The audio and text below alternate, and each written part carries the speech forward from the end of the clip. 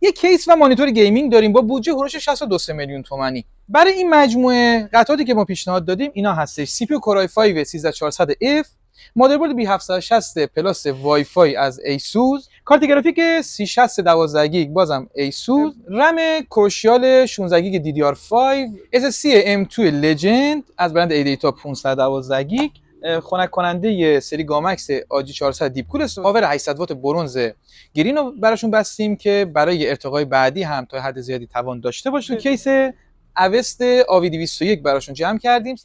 برای مانیتور این سیستم یه مانیتور 27 اینچ LG پیشنهاد کردیم بهشون. این مانیتور از سری اولترا گیر هست، فول اچ دی، پنل وی ای داره و رفرش ریت 165 هرتز داره که خیلی تو این رنج قیمت این مانیتور گزینه خوبیه با زمان پاسخگویی 1 میلی ثانیه. حالا بریم خیلی سریع مراحل اسمبل رو ببینیم.